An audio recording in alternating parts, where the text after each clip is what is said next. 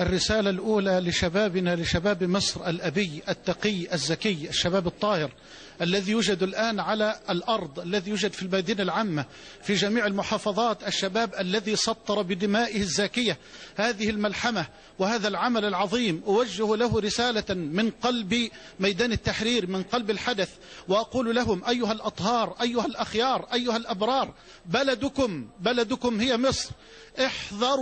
احذروا أولئك المندسين الذين اندسوا في الصفوف لقطف ثمرة هذا العمل المبارك الكريم. احذروا أولئك اللصوص الذين يريدون أن يتسلقوا على دمائكم ويتسلقوا على عملكم المبارك. احذروا هؤلاء، بل لا أقول لكم ذلك فحسب، وإنما أقول: اظهروا هوية هؤلاء ليعلم العالم كله أن شباب مصر شباب شريف، شباب تقي، شباب زكي، ما خرج إلا المطالبة بحقوق عادلة مشروعة، ولا يوجد بينه أبدا لص ولا سارق ولا مخرب ولا مدمر، لأنني أعلم أنكم أحرص الناس على أمن هذا البلد وعلى استقراره. قلوبنا تحترق على آبائنا وأمهاتنا وإخواننا وأخواتنا وأطفالنا الذين يبكون من شدة الفزع والخوف. نعم الشيخ محمد حسن، أنت توجه هذه الرسالة، ولكن هل تدعوهم لحماية المنشآت، لحماية، يعني وجدنا اللجان الشعبية كيف يمكن أن ينظموا ويوحدوا صفوفهم؟ وجدنا التظاهرات السلمية في الصباح، صلاة الجنازة على الغائب هنا وفي ميدان التحرير، كيف يمكن أن يحموا تلك البلد من أن تخرب؟ أنا شاهد عيان بفضل الله تبارك وتعالى. خرجت أنا وأولادي بالأمس مع مجموعة كبيرة من شبابنا بلأنا في منطقة الحي الثاني في مدينة السادس من أكتوبر، من العشاء إلى صلاة الفجر تقريبا بفضل الله.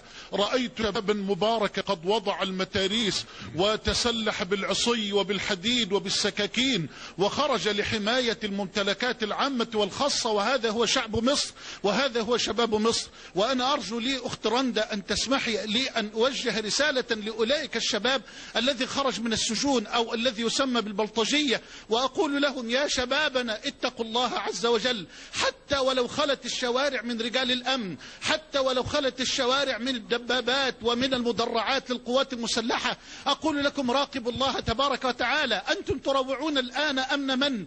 إنهم آباؤكم، أمهاتكم، إخوانكم، أخواتكم، أولادكم. اتقوا الله عز وجل. فأنا أعلم أن شباب مصر حتى وإن كان على المعصية، حتى وإن كان مقصرا، إذا ما ذكر بالله تذكر، وإذا ما ذكر بكلام النبي صلى الله عليه وسلم تأثر. الله تبارك وتعالى يقول: ولا تعثوا في الأرض مفسدين. الله جل وعلا ليصلح عمل المفسدين. ما تفعلونه من نهب وسرق للممتلكات العامة والخاصة إنما هو إفساد في الأرض وعاقبته وخيمة. الظلم ظلمات يوم القيامة، فلا تعالج الظلم بظلم أكبر ولا تعالج الفساد بفساد أكبر. هذه الممتلكات ليست ملكا لأحد بعينه، إنما هي مقدرات الشعب، وإنما هي ممتلكات الشعب. ووالله الذي لا إله غيره إن القلب لا يحترق وإن العين لا تبكي على هذه المباني الضخمة وعلى هذه الممتلكات الكبيرة، وعلى بكاء أطفالنا في شوارعنا، وعلى بكاء آبائنا وأمهاتنا. والله ما خرجت وما أتيت إلى ميدان التحرير لأكون معكم إلا لأبلغكم هذه الرسالة. أنا لا أتهم شبابنا في الميدان ولا أتهم شبابنا في كل المحافظات. هذا الشباب الطاهر، هذا الشباب الذي ما خرج إلا ليعبر عن حقوق عادلة مشروعة. وأنا أتحدى أن يوجد بينهم سارق، وأن يوجد بينهم لص، وأن يوجد بينهم متسلق، بل أحذرهم من تسلق المتسلقين واللصوص على دمائهم وعلى عرقهم. وأحذر وأنادي على شبابنا في غير ميدان التحرير وفي غير الميادين العامة في المحافظات أن يشكلوا لجانا وأن يشكلوا مجموعات من آبائنا وشبابنا لحماية أنفسنا ولتنظيم شوارعنا. وقد رأيت بعيني في ميدان رمسيس، وقد رأيت بعيني في ميدان التحرير، ورأيت بعيني في المدينة السادس من أكتوبر أن شبابنا الآن بفضل الله جل وعلا هو الذي يحقق الأمن والأمان على أرض الشارع. وأذكر مرة أخرى أولئك الذين فلتوا من السجون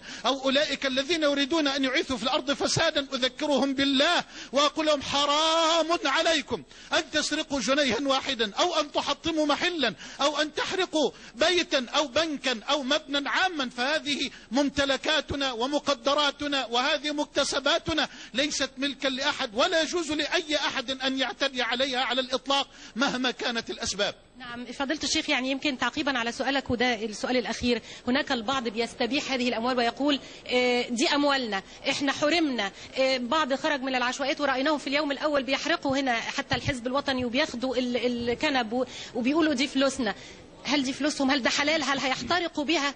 هذا حرام عليهم. الغاية لا تبرر الوسيلة، هذا عند المذهب المكافلي. أما عند محمد بن عبد الله صلى الله عليه وسلم فالوسائل لها أحكام المقاصد، فحرام على كل شاب مسلم وعلى كل رجل مسلم أن يسرق جنيها واحدا من بنك في الشارع أو من آلة صرف في الشارع. لا يجوز أبدا لمسلم أن يتعدى على هذه الأموال العامة، فهي أموال محرمة، ولا يجوز له أن يتعدى على ممتلكات خاصة حتى لبعض الأفراد سواء كانت محلات عامة أو محلات خاصة، فهذا مال حرام، والحرام لا ينفع في الدنيا ولا في الآخرة. يا شباب مصر، إنها بلدنا، إنها بلدنا في قلبنا، لا تسمح لأي أحد أن يشوه هذه الصورة المشرقة لمصر ولشباب مصر، فمصر هي بلد الدين، بلد الأزهر، بلد الحضارة، بلد العلم، بلد العلماء، بلد الأخلاق. وما نراه الآن، لقد قابلتني سيدة فاضلة الآن وأنا في طريقي إلى العربية، وأنا أسعى من يومين للظهور للحديث لشبابنا، لكن بكل أسف حرمنا في قناة الرحمة من البث المباشر، وحرمنا حتى من الإنترنت.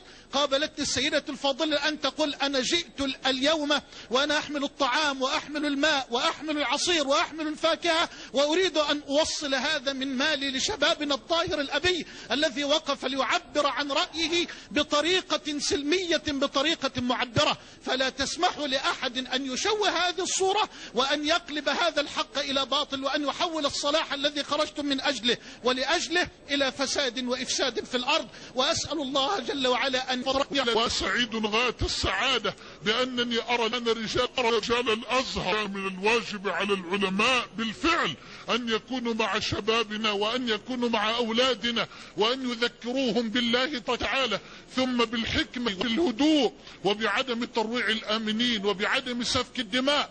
وأحرمه على أي مسؤول سواء كان في الشرطة أو في الجيش أن يطلق رصاصة حية على قلب شاب من شبابنا الأعزل الذي ما خرج إلا للمطالبة بحقوقه العادلة المشروعة. واسمح لي أن أحيي الجيش أيضا على موقفه البطل وموقفه الرائد في تلاحمه الجميل الكريم مع شبابنا وأولادنا وآبائنا في الشارع. أحييه وأقول كونوا كما كان ظن الشعب بكم دائما وأبدا، كونوا درعا واقيا حاميا لهذا البلد ولهذا الشباب المبارك الذي ما خرج إلا ليطالب بحقوقه المشروعة. وأسأل الله جل وعلا أن يحفظ مصر وأن يعصمها من الفتن ما ظهر منها ما بطن، وأن ينجيها من كل بلاء ومن كل شر، إنه ولي ذلك والقادر عليه. ووجه رسالة أخيرة لأهلي من آبائنا وأمهاتنا: لا تخافوا ولا تقلقوا ولا تحزنوا ولا تفزعوا، كونوا مثالا آخر. أريد أن يثبت أخواتنا الفضليات أطفالهم، أريد أن يثبت أطفالهن، أريد أن يثبت آباؤنا أطفالهم، أريد أن نكون بفضل الله تبارك وتعالى صدا وسدا منيعا لنثبت للدنيا كلها أنه لا يخوفنا شيء، وإنما خرجنا بصدورنا العارية وبأيدينا العارية من كل سلاح